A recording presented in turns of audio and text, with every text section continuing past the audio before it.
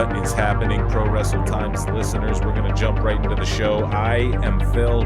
He is Hairline. What? Check us out at Pro Wrestle Times on Twitter, at Pro Wrestle Times on Instagram, at Pro Wrestle Clips for our Clips channel, and check us out on / Pro Wrestle Times on Patreon for some exclusive stuff. Before we jump into some fun stuff, I guess we watched the Stone Cold Steve Austin show. What? His new reality show. It's a good show, but before we get into that, you were sports entertained. Was it very sporty? I guess axe throwing is sporty, no? Yeah, and I would say those the car drifting was pretty sporty. Right, yeah, I guess that is right. Okay, so I'm pretty much just down to watch Stone Cold do whatever, to be honest. So right, I agree. I'm pretty much down to watch him do whatever, but at the same time, I wrote some notes on it. I don't hate on the show at all, but it's just whatever. We'll get into my notes in a minute. It's literally just that. That's about the summation of it. I'll just watch Stone Cold do shit, but anyways, so some marks on Twitter. I don't know. I just think this was an interesting conversation. We don't want to be, you guys know, man, we don't like to be these negative Nancys. Yeah, you do, but we like to laugh at certain things, and I don't even know if I should shine light on this on these on their accounts or what. I don't know. We'll call this a monetize your haters segment, I guess, but it was just a good discourse, but it just shows you this is what people are dealing with when they simply anyone who listens to the show knows we enjoy AEW. I enjoy AEW. I'm the one who is hyping AEW up more so. Hairline's just been getting into it. We don't wish for AEW's demise. We don't hate Tony Khan. We don't hate any of the boys, man. We're critical of what needs to be criticized, I guess. But I don't know. Regardless, besides all of that, I don't know. This guy is hashtag AEW Galaxy, hashtag Fightful Select, hashtag Cornette is a bigot, things like this in his profile. So, hey, oh man. So he's fairly probably narrow-minded, right? Is Cornette a bigot? I'm not sure about that. I wouldn't. I couldn't name a specific example, but is he an asshole? Sure, but I'll give you an immediate example contradicting that statement. Jim Cornette created the fucking what was man, I'm sorry, I'm having a little stoner moment here. What was New Jack's the Gangsters called? Right. That was a Jim Cornette thing. The end. Let's continue. Yeah, New Jack was doing some profound shit at that time, really, for that time. That was real next level shit. That was Corny that made all of that, bro, with New Jack and his tag team partner. The guy that was smoking fucking pencil shaving.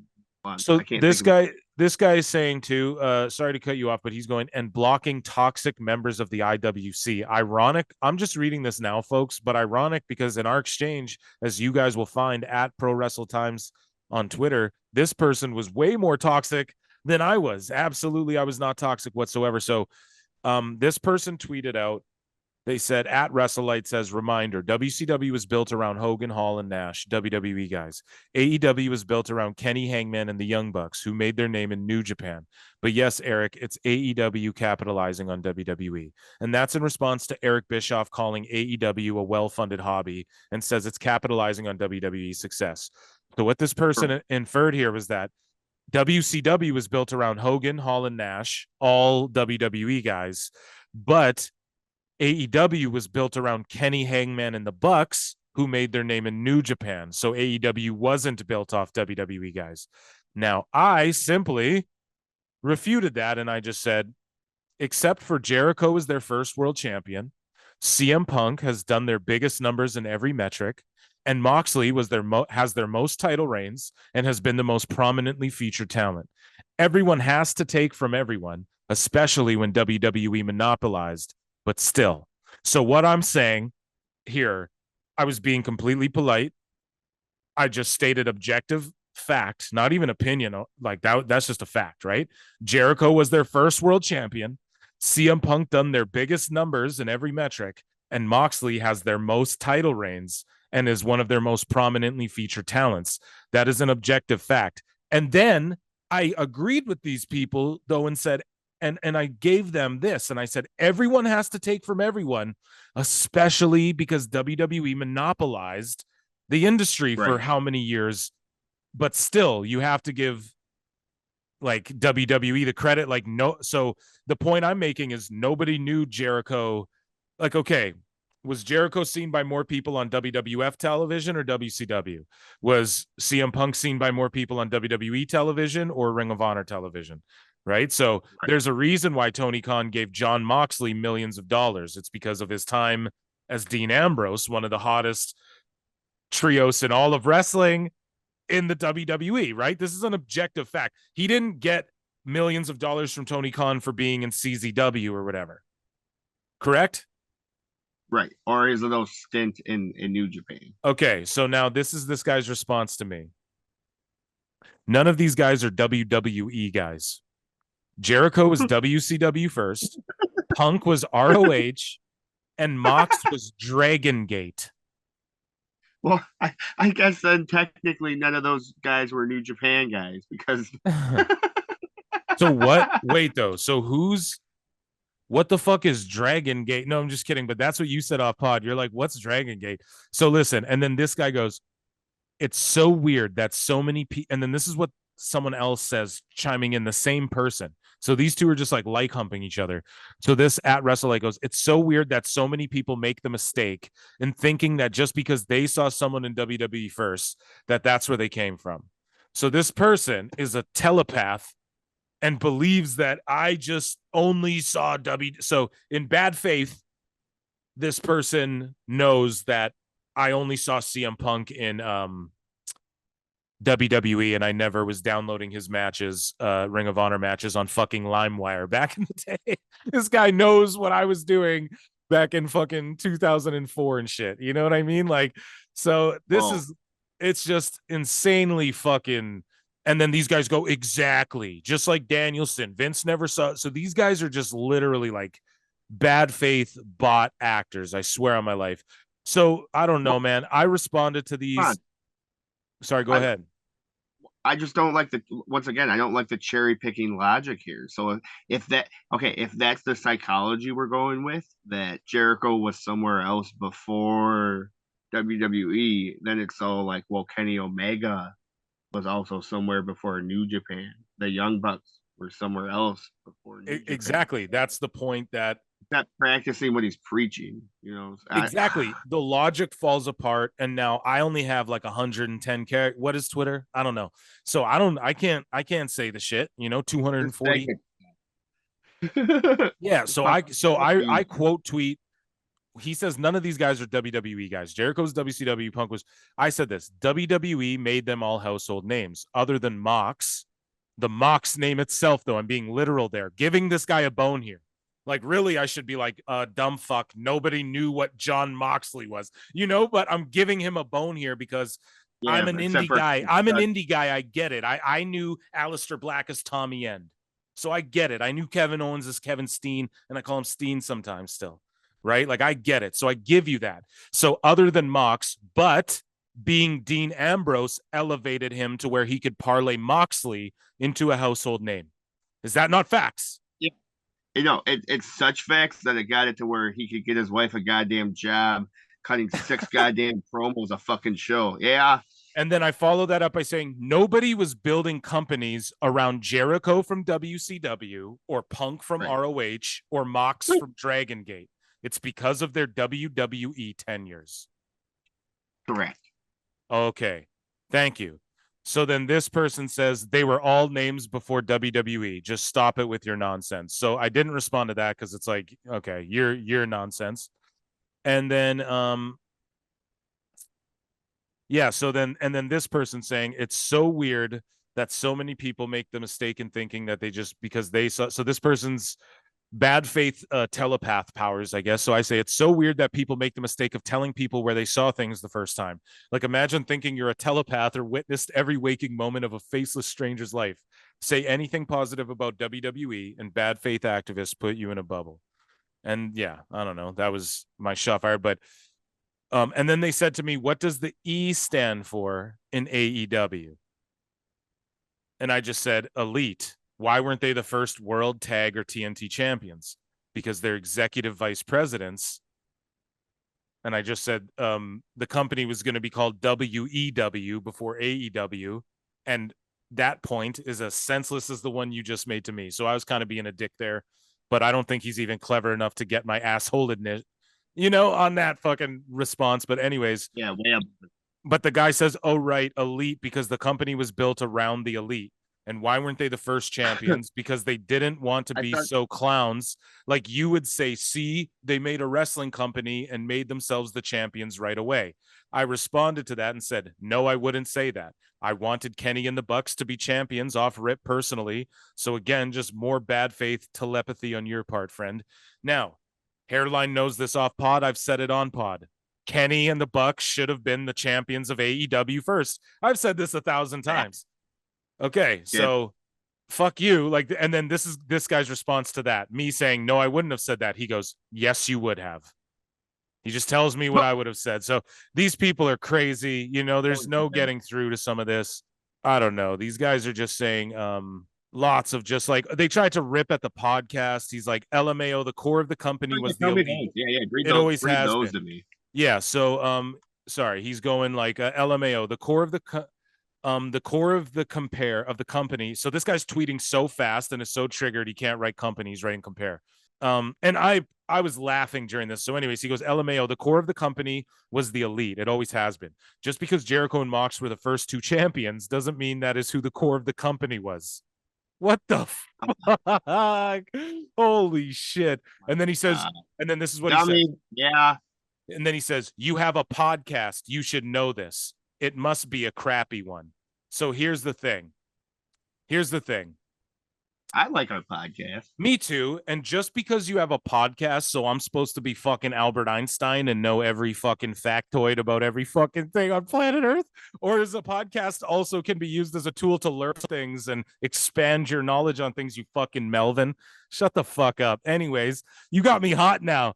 Ooh. So then I quote tweeted that and I said, yup, it's awful. A month old yesterday, might call it quits. And then I posted a picture of our 137 subs in the last 28 days. You guys were a month old as of yesterday at the time of recording, or today, and we're at over 30,000 views. We have 137 subscribers, hours and hours of watch time. Somebody liked this tweet, my response as well. So I guess technically I ratioed this fool. So thank you, whoever did that.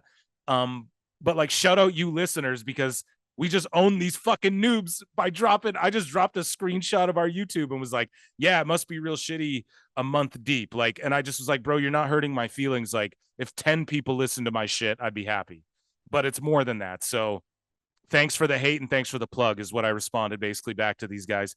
There was a bunch of more bad faith shit. I could get into this all day, but basically this other guy too started attacking our podcast. And then when I just showed the numbers, and then he just literally stopped. And then I was like, dude, don't be so negative. I never was like, fuck Wrestling Spotlight, they suck. You're just attacking me like it's wrestling, bro. Relax. And then he's like, I wish you would say that so I could block you. And then I said, please block me, bro. Like, I don't need rude dickheads like who just can't have discourse on fucking a public forum about wrestling. And I wasn't even rude to you. And he even screenshotted my tweet and retweeted it to try and own me, but I was not being rude. So like people like in passing are just like, well, like you're kind of being a dick here, buddy. And it's funny in his description, he says blocking toxic IWC. Can you block yourself, sir? Is that a feature, Elon? Because this asshole should block himself if that's his philosophy on the whole thing. I'm glad I'm off Twitter, bro. So that was fun today for me, but it was definitely like, damn, this is really toxic. Like, I didn't realize like how bad it could get. Like, you're just attacking my podcast because I said Jericho is famous from WWE.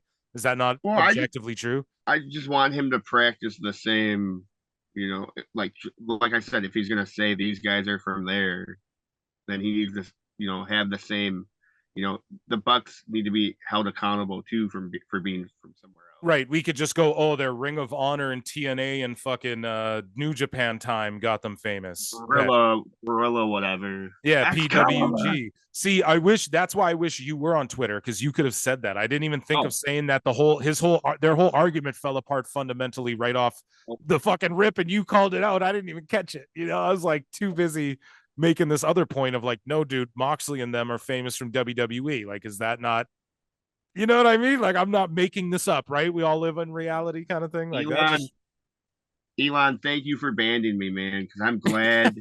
I see. I was still part of this though, because here it is yeah, on our podcast. You know what I'm exactly. saying? Hey uh, man, we gotta make humor out of the fucking tweets and maybe yeah. the Oh yeah. comments. For Maybe sure. our For sure. community on YouTube will have a field day with this one. Who knows? Can you send this to them?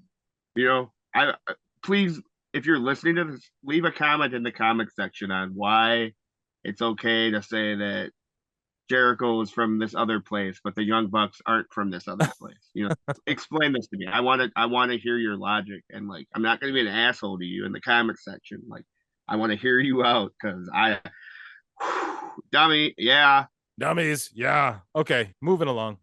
So before we move along to this Stone Cold Steve Austin, what what? does America or whatever the fuck the show's called?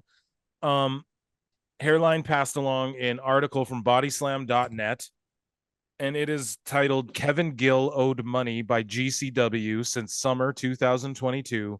Once Damn, stopped a talent attack on Brett Lauderdale and more notes.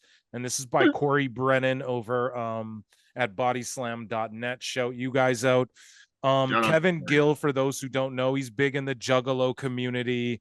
Hairline, tell us about Kevin Gill. You know more about him than I do. I definitely am familiar with him, Not, though, for a lot not, of years.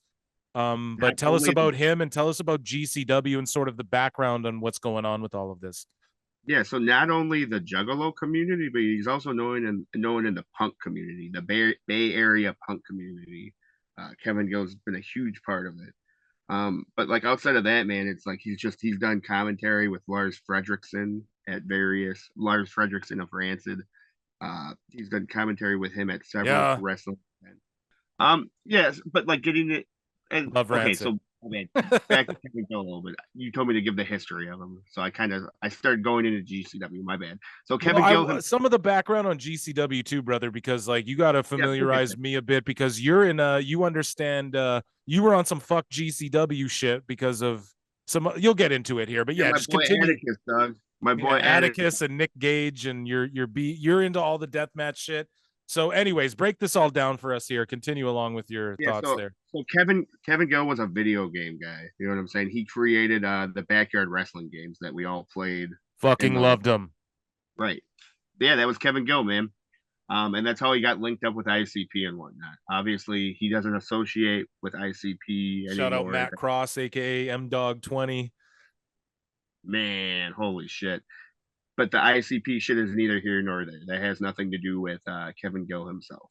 Um, so basically, here Kevin Gill went from video games into the wrestling commentary and whatnot. And yeah, he was just like he was. I would say he was a staple to GCW. You know what I'm saying? Like the first time, so my friend showed me GCW during the pandemic era, and I instantly popped because Kevin Gill was associated with. You know, but GCW itself, What does it stand for? Great Championship Wrestling. Give us a little background. game changer wrestling. Okay. like like what they say about every new person over at AEW. Yeah. I'm not trying to So get tell us gold. some notable talent from GCW. Tell us some what are some things they did that were game changing, let's say. Oh man. Okay, so I guess some of my personal favorites from GCW. I'm a really big fan of Bussy, which is Effie and Alley Catch. Effie is one of the homosexual wrestlers, but it's like I don't know. I'm at that point where it's like I don't even like see gay people anymore. You know what I'm Yeah, I saying? was But just gonna say, dude, Effie, like I don't even it's like you don't have to be like, oh, the gay wrestler. It's like he's he has gay I've seen spots. his matches, he does great work. I've put him on I've used him in some artwork, I like Effie. So word, shout out Yeah. Effie. Oh man, Effie's the man. Yeah, Yeah. yeah, Oh for yeah, sure. yeah, dude. I'm familiar with Effie, and I know Alley Catch as well, dude. Follow them on Twitter.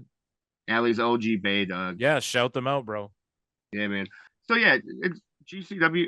My main problem with GCW is the lack of like storylines. You know, like it's a lot of just hot shotting and like this guy's wrestling this guy for this fucking just to wrestle, and like So if you're into that, like I'm not trying to shit on something people are interested in, like it's kind of like AEW kids, like they don't need the ring psychology. They just need their little flips and shit. I feel like it's the same with the GCW chuds, like just need their little deathmatch spots or their little, they have a lot of like fucking like 6-man fucking clusterfuck bullshit.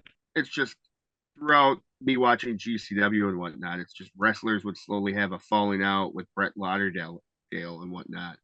And like I said, I was a huge supporter of Atticus Cogar and whatnot. And Okay. when him and 440 and Ricky Shane Page all separate, all just pulled away from GCW, it really was, was when the straw that broke the camel's back. Like fuck this, man. Like I'm watching this shit for 440 and like what they're doing, and like if they're just getting fucked around, why am I supporting this shit? Right. You know what I'm saying? So this is another instance of somebody who you admire. Shout out Kevin Gill, and you're saying, look, man, they're fucking Gill around too. Here's another instance. Maybe these guys are all.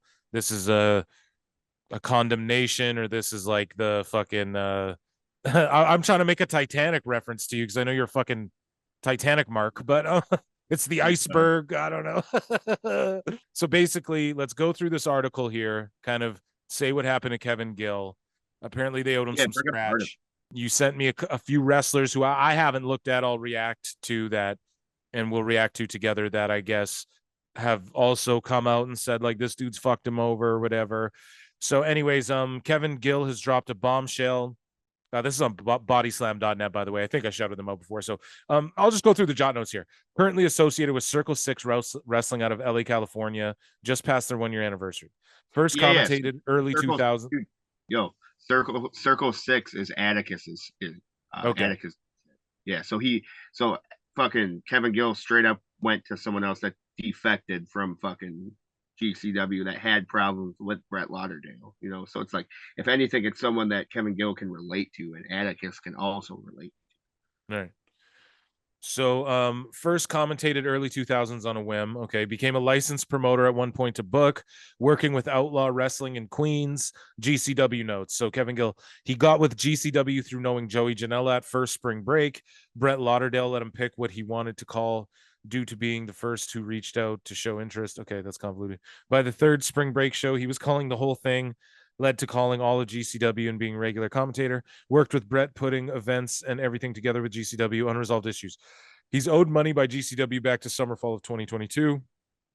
Doesn't feel valued, stopped getting booked for shows. One stopped a talent from physically attacking Brett Lauderdale. Things seemed to turn when fans associated Kevin Gill's voice and likeness with GCW, and he was slowly faded out of commentary, using legal methods to recover money owed. One of his original pitches was continuity and commentary in terms of not always having the same people in place. Hammerstein Show and Big Tub, they were on. Hammerstein the Show. Hammerstein Show was that show. And that's Big that show Tub, where they were on died because of the booking. Instead of being a new era for GCW, it became something else. Can't book JJ right to do a job. Tried to pull up Alley Cat. Okay, hold on. Tony said Ruby wasn't losing. Show was way overbooked and not a regular GCW show. So I don't get really all that sort of like in the weeds stuff. Okay, hold on. Let me explain that to you. Right, yeah. So that's what I was talking about with Atticus. That was the event where Atticus defected over. You know what I'm saying? So basically what happened is GCW basically had their WrestleMania, and they're a bunch of goddamn marks, you know what I'm saying? So they rented out the Hammerstein, because right, they're a bunch of fucking hardcore kids. So like obviously they have to mimic Paul Heyman. So basically they booked this show there, and it's nothing like a GCW show, you know what I'm saying? It's like they Ruby Soho was there, it said. Right, yeah, man. There was a bunch of botches. Obviously, this is that event I told you where the Briscoes only got 5 minutes against fucking Nick Gage and Fremont. You know what I'm saying? Because it was just booked goofy and whatnot. Like why did they book? Because Brett Lauderdale's just. I think he was just over his head, man. In over his head, yeah. Yeah, man. I'm sorry. Some examples. Don't be sorry, bro. It's just like there was people on the pre-show like just like talking that were never associated with GCW, and it was just like he had these people on there just because like he tried to sports entertain it up. Yeah, yeah.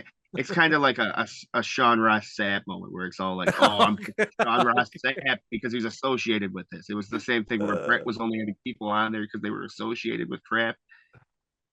Um, and I don't know, man, just like a bunch of other stupid crap. Like there was Joey Janela versus fucking Matt Cardona and shit. And they hyped it up to be this really big body, them tearing each other apart. And the match was just filled with comedy spots and a bunch of like other stupid crap. I remember fucking there was a moment where uh, and I don't mean this isn't about body shaming, but just to describe the guy because I unfortunately don't know his name. This obese wrestler came out and just interfered in the match, and it's like I never saw this guy before in a GCW event, and it's just Yeah. little shit like it was But just a it's really Joey goofy. Janela, bro. Oh my God, Joey Janela did a comedy match. I'm not But dude, surprised. listen, bro. Joey Janela had a. I've seen a bunch of good Joey Janela matches. I He's swear, great on Twitter, bro. I like him. I like him. I could He's a show good you guy. some good GCW Joey Janela matches, man. He started toning near the end of my GCW watch. Joey really started toning up and taking his shit more serious. Yeah, he did at the end of his AEW run too, and then they still let his contract run out. But you could see he was really trying, and it's Yeah, for weird too sure. because you want to know, dude. This is what I've noticed too.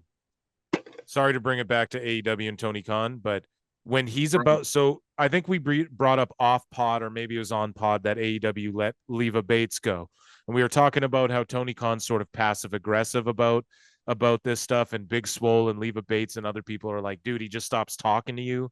But Leva Bates was randomly booked once or twice recently to do a couple jobs, and I noticed the same thing with Swole, and I noticed the same thing with Janela. It was like right before he just let their shit run up, and they all said the same thing, like, dude, Tony just passive aggressively like ignores you when he has nothing for you. And it's funny because they all went on TV and did some jobs, like, so he books you a handful of times and then just lets you go and ignores you. It's fucking like, I don't know, good it's luck, funny. Commander. Yeah, exactly. Good luck, Commander. But anyways, Yeah, man. So like basically, this Hammerstein event right, was a it was a big big goof, botch, right? and So Kevin Gill. it wasn't real GCW, so the fans got mad, some of the wrestlers got mad, I'm sure Kevin Gill got mad. Yeah, so that's what that was. Was there any other bullet points after this Ruby hammer? Soho, it said Ruby Soho did it, like Tony lied about her doing a job or some shit. Yeah, so Ruby Soho was brought in to wrestle Alley Catch, and Alley jobbed to Ruby Soho, and that's complete bullshit because Alley's one of the best parts of GCW. Right. I So don't. Tony probably lied to Lauderdale, or else Lauderdale lied to people about what Tony said, that if Ruby would do Doctor. the job or not. Yeah. In a nutshell, man, it's basically just Brett's kind of like Paul Heyman, But continue with this blog article. Basically, Well, let's he's owed some scratch. Like, I mean, who isn't? right. It's fucked what people with better lawyers can do, bro. Gill has not commentated on a GCW show since September last year, last announcing at Effie's Big Gay Brunch 5. We will have to see what the future holds for Kevin, but he has finally decided to take his issues into the public forum. So yeah, pretty much he's going public. Alex Colon, hands down, I would say the greatest deathmatch wrestler of all time. At least Related right to now. like the Colones, like Epico and Primo and Carlito, or just No, not he is Puerto Rican though. right, but just not okay, not related though. Bro, I'll show you some Alex Colon, bro. He's fucking sick. Okay, so the first tweet is Go Alex the go Cologne that zero at Alex Cologne 0139. He's responding to at Rich Homie Juice. Never work for someone who doesn't care if you're going to live to see another day. And Alex Cologne says, I couldn't agree more. If anyone is that curious, open your eyes and connect the dots. Ask why and how come. Alex Brett. Cologne, how do you tell somebody something along the lines of these dudes are just pieces of the puzzle? They're interchangeable. They're here for us to make money. So I sacrificed for that kind of mentality. Shame on me for not knowing better. Now back to your normal program. Boom. There's just some behavior that I can't understand. I will not stand behind letters that people break or have broken their backs for to be treated as expendables. Pay us like sheep while you sit on a throne of gold. Fans need to support talent, not letters that neglect talent. Wake up. You spend a milli, we barely break 300. So that just ain't right there. Fuck you in the house, you. something because there's a blue thing in the way. So he's going off on Brett Lauderdale, I'm assuming, about Brett Lauderdale telling people they're interchangeable pieces in his company. Yeah, man, and Alex Colon Christ, rolled hard. man, in my outs off pod, let's say in some other universe or in personal life, I've dealt with promoters like this, bro, who literally have this mentality like, no, man, they care about the names we bring here, not you, plebeian. Right. And that is just such a short-sighted poor man's way to look at talent and performance art, if you will. And yeah, I'm going there and calling wrestling a performance art. But yeah, I mean, that's just a real fucked up way to look at it. But anyways, what were you going to say?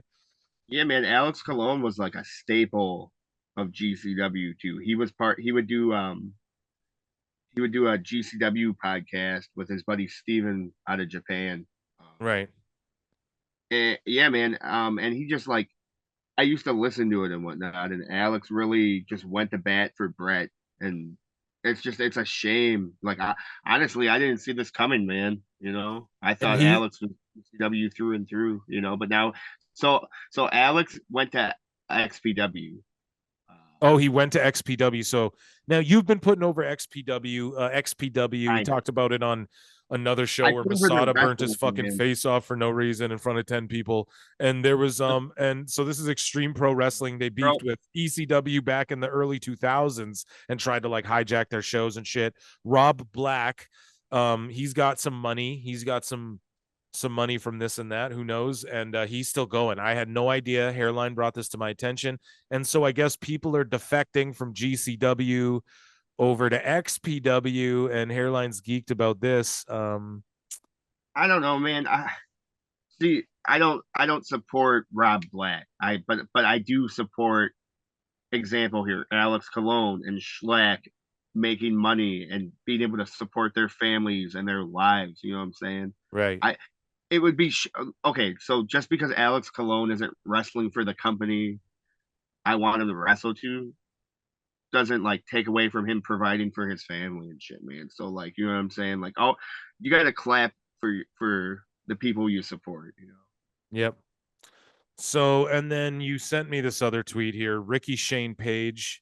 Yes. Yes. Okay. So Ricky Shane Page used to run 440, which Mhm. was the faction that Atticus belonged to. And Right. Ricky was the very first to defect from GCW. Now I am somewhat familiar with him. Like I've heard of him, you know?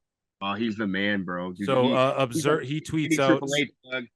So at He's OG Kevin Gill tweeted out, they say the truth will set you free. So I finally answered the question that everyone has been asking me since this fall. And Ricky Shane Page retweeted.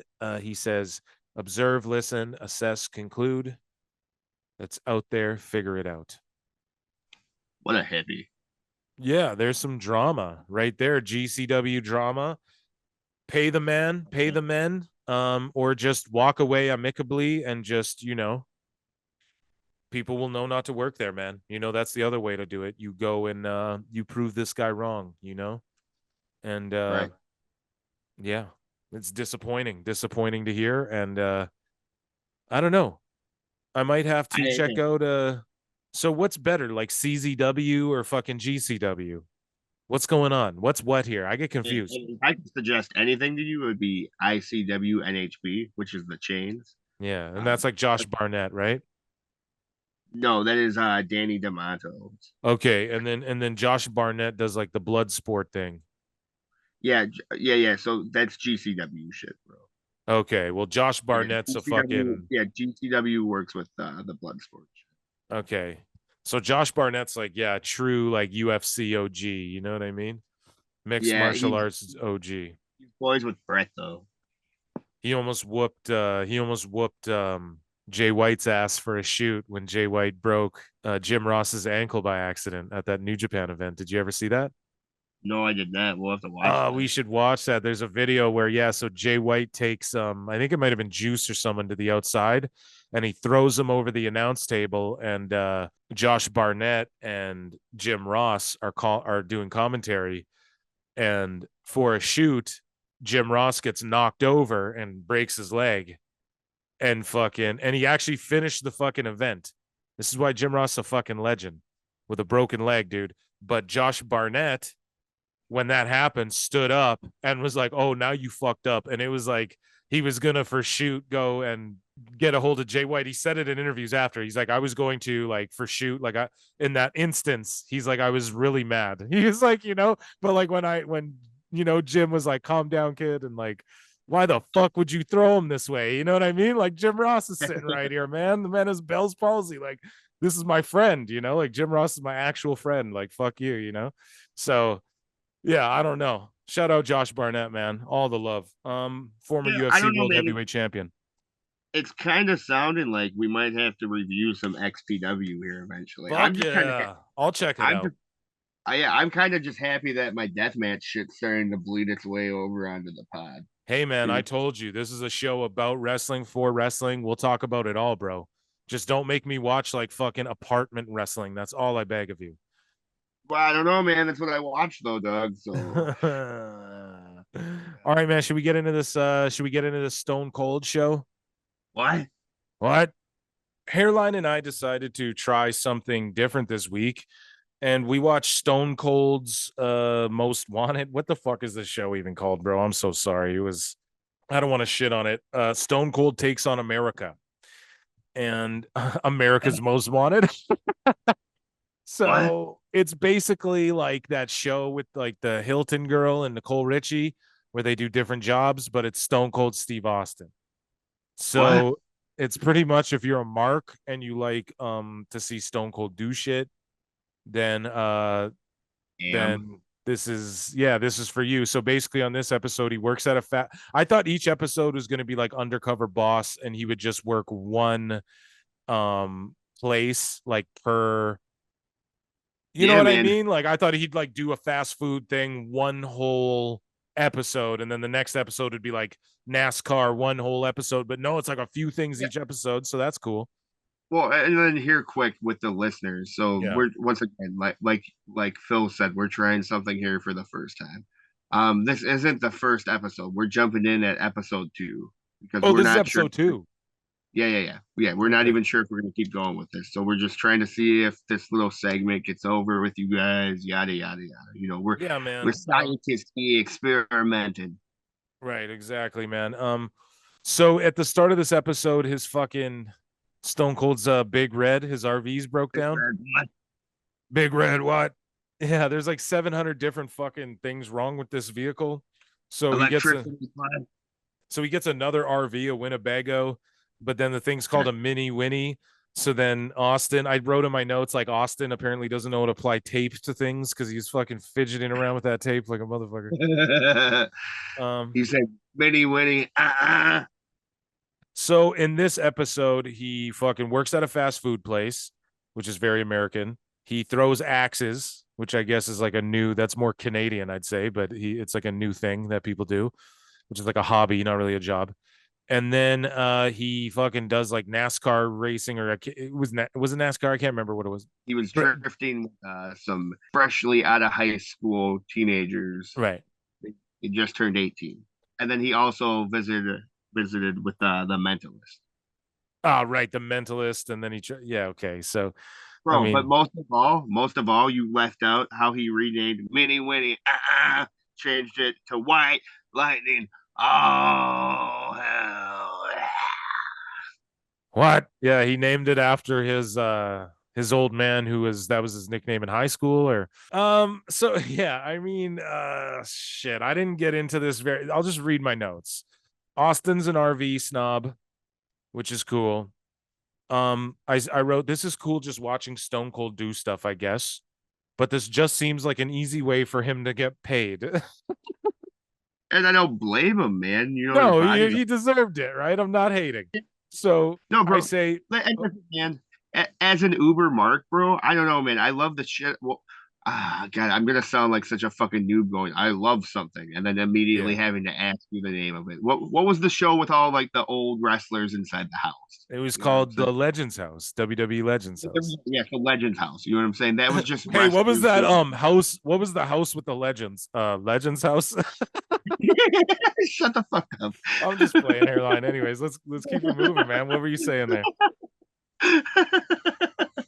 Anyways, man, you know what I'm saying? And that was kind of like, I don't want to say it was similar, but it's the same thing where like, just wrestlers being themselves. This is Stone Cold just being himself doing shit. Right. As a mark, dude, I'm down. Like, you know what I'm saying? I'm gonna watch people do this on television anyways. So if it's a wrestler doing it, it's just like +10. Right. Okay. We started at Burger Me where Stone Cold was working the drive-through. Yeah. Man.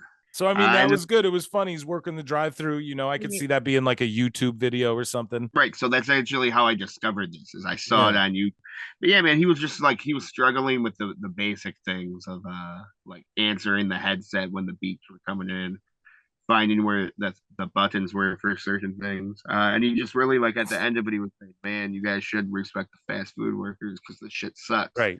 We all knew that, Austin, you fucking millionaire. We already knew that. Thank you. Yeah, oh shit. We've already known that. What? Anyways, Yeah, drink a damn beer, throw some hatchets at some fucking logs. What? Yeah, next up was the axe throwing, and it was that. Yeah. It was some hipsters enjoying their IPAs, and they taught Stone Cold.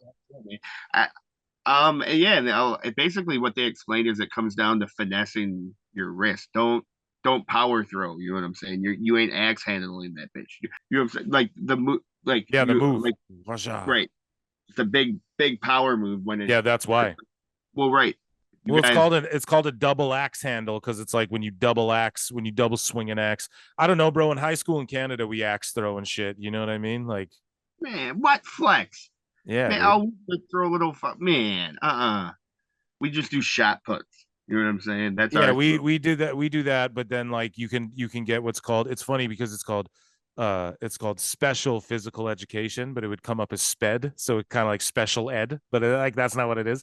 It's funny, but so you take like special physical education in like later years when it becomes like an elective, and like in that you do things like you don't just learn like running and basketball and basketball. You go and do like we shoot arrows or bowl or fucking throw axes or do crazy shit, Man. Yeah. So in Canada, bro, you be drinking beer and throwing axe when you're like fucking, you'd be 6 and shit throwing axe, drinking beer, bro. No, I'm just kidding. But for real, though. You be chopping wood when you're like fucking, you know what I mean? Little out here, bro. We go camping and shit. We're all foresty. Here in America, you be smoking cigarettes at 6. Yeah. You be working at fast food joints when you're fucking underage. They're already clogged. Anyways. Yeah. So yeah, man, fucking it was Stone Cold throwing these axes and whatnot. And he just it was basically before I went into this little tangent about axes. It's more finessing your wrist and trying to get down a pattern, Yeah, instead of like power throwing it, most people see the axes. That's what Stone Cold did too at first. He put a little too much mustard behind it. It's really just about gliding it and letting the weight of the axe. Once you get the hang of it, it's real simple. As you saw those two fucking yeah, you saw that 104-pound guy hurling bullseyes every fucking time. Man. Yeah, dude. So. Anyways, man, I was geeking out at they had the team match, the tag team. You know what I'm saying? It was Steve and Michael versus the other two goofs. And just the music was so intense, man. I felt like I was watching a Lord of the Rings battle. Just very dramatic and whatnot. Like I said, man, I'm gonna be watching people doing stupid crap like this anyways on A&E. So I'm just happy it's Stone Cold rather than some stupid celebrity. No offense if that's your thing, but right. From here we went into the drifting thing. So yeah, it was Stone Cold with these young 18-year-old kids, fresh out of high school.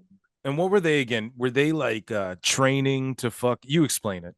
No, they were professionals. Like so they were like technically pros, is what it was.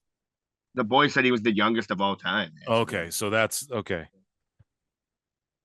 And Stone Cold was marking out hard, man. Oh yeah, of course. He likes his whips and machineries and vehiculars. Yeah, so he drove around with the boy and whatnot. And then after that, they let old Stone Cold give her a try. I don't know. You want to tell me about that? Oh, Stone Cold. A whip left one time. What? Whip left 2 times. What? No, you tell him about it. What happened? Yeah, You so old Stone Cold gets into the vehicle, man, and he right. breaks it down not once, what? Maybe twice, what? Yeah, broke it down Not, twice. What? not three times, but four times, man. Just like Big Red. What?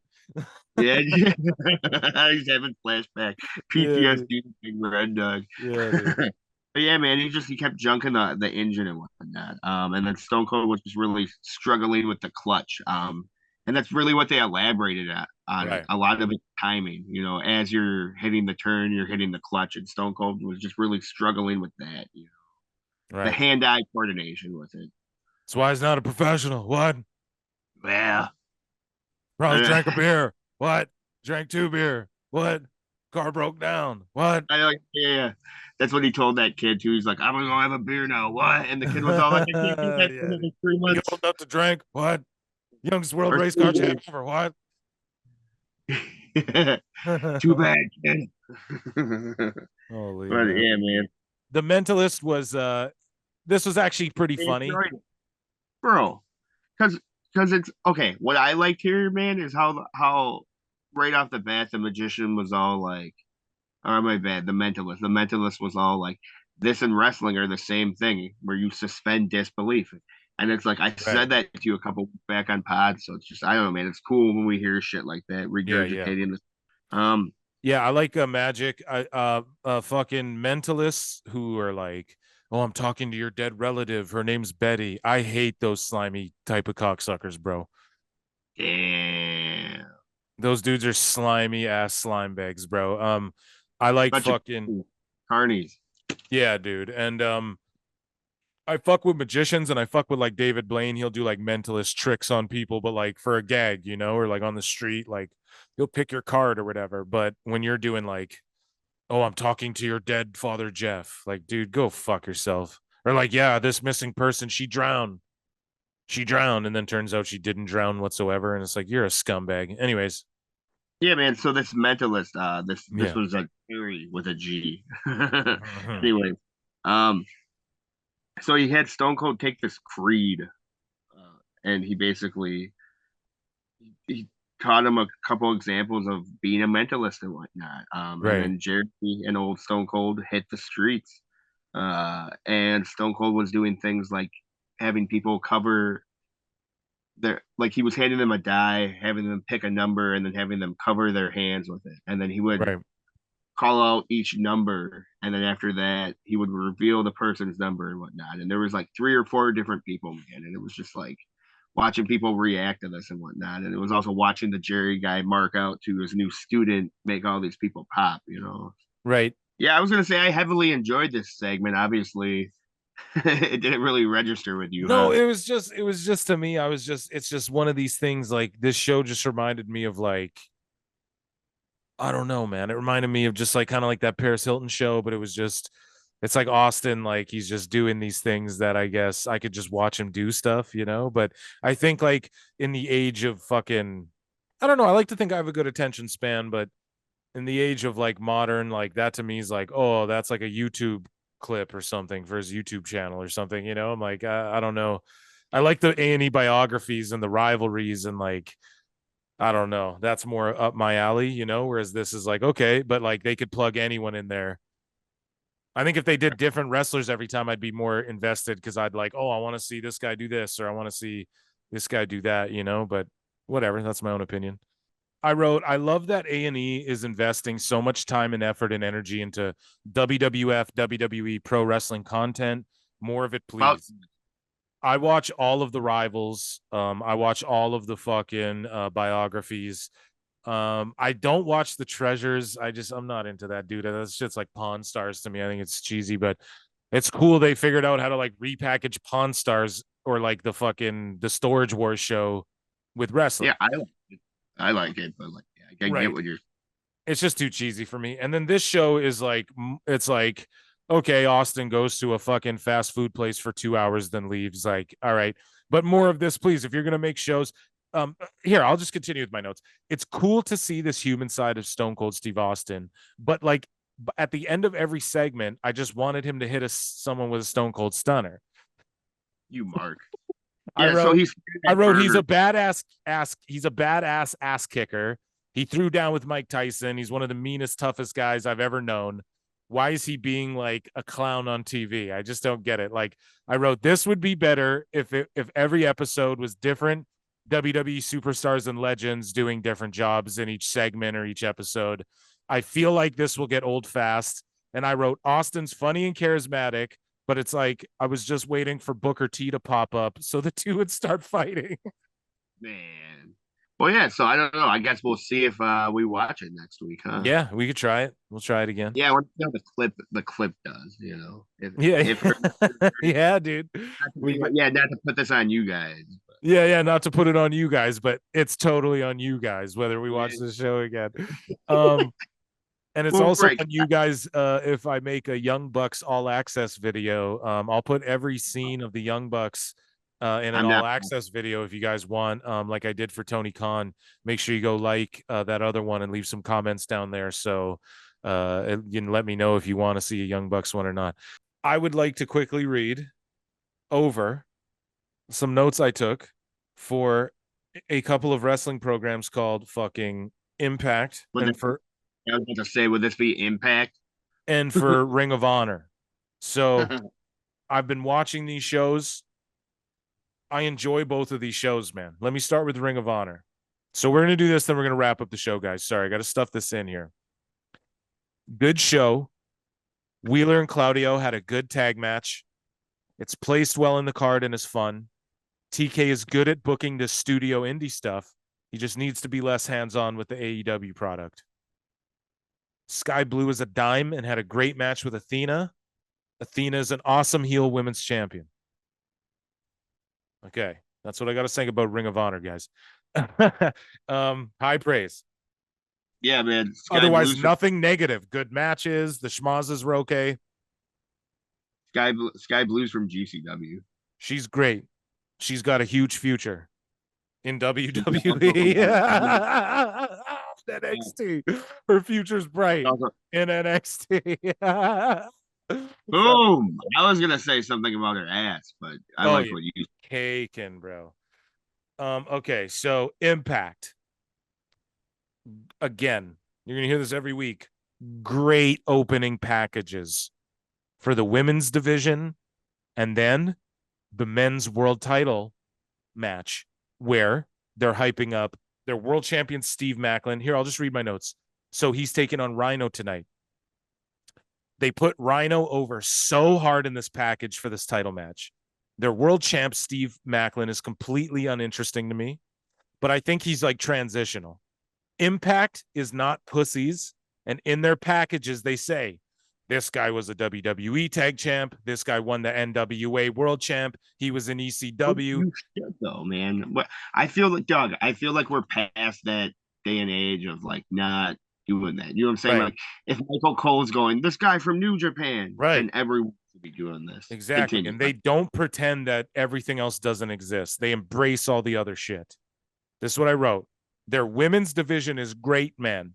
Killer Kelly, Masha Slamovich, Jordan Grace, Deonna Purrazzo, Trinity, Rosemary, The Coven. Yeah, Masha, dude.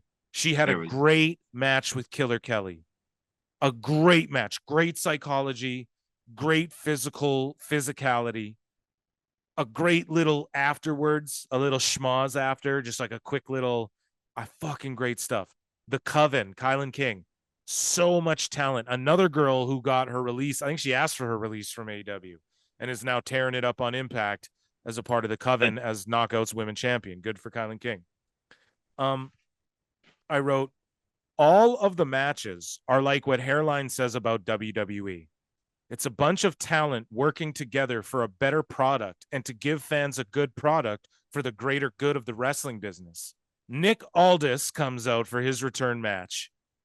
He gets a great pop. Kenny King doesn't fight him. He sends this henchman to fight him.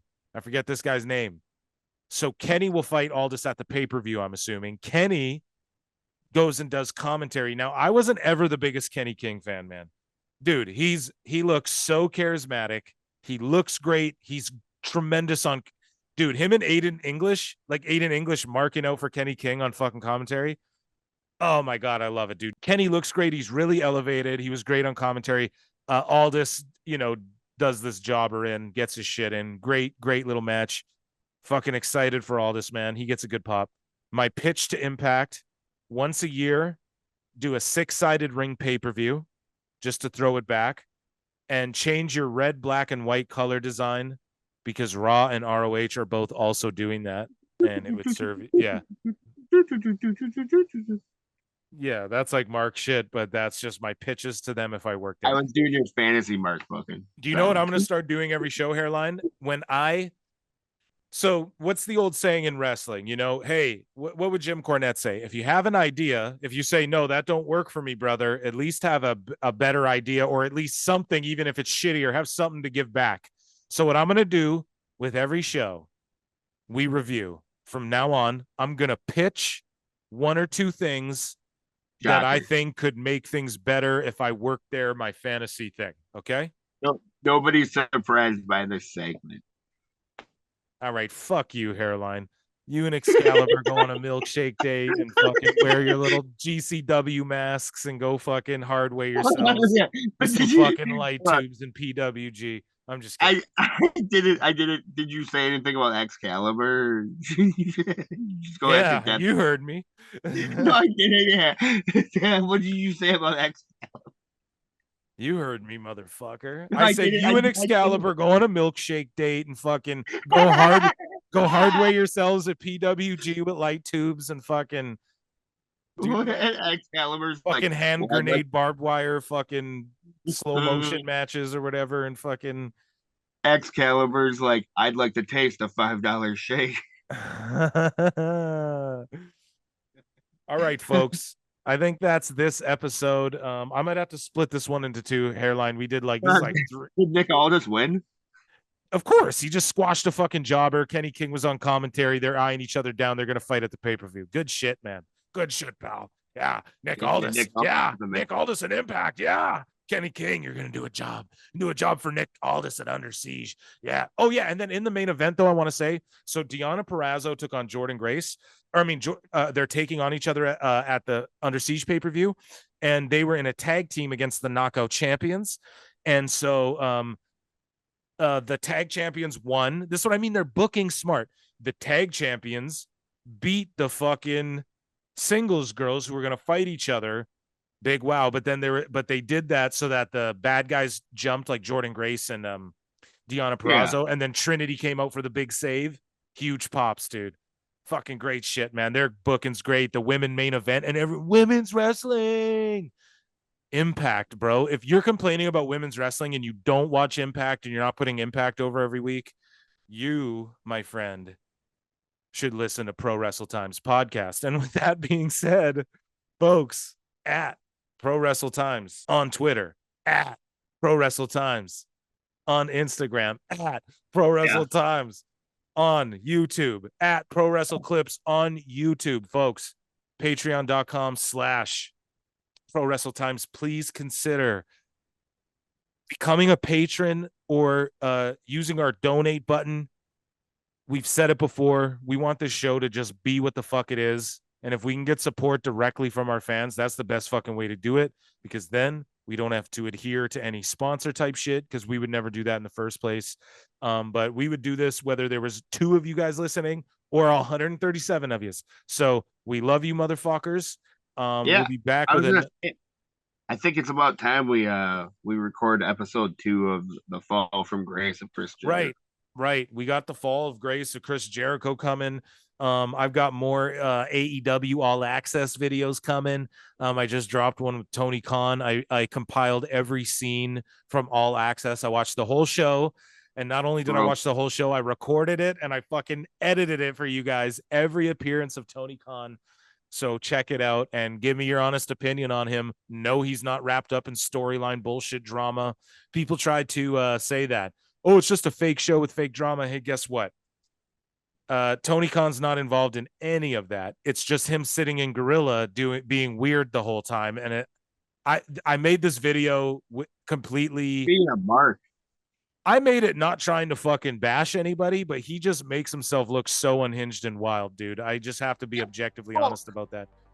You support AEW. You're a huge AEW supporter. Right. I'm one of the only people who watches that fucking show.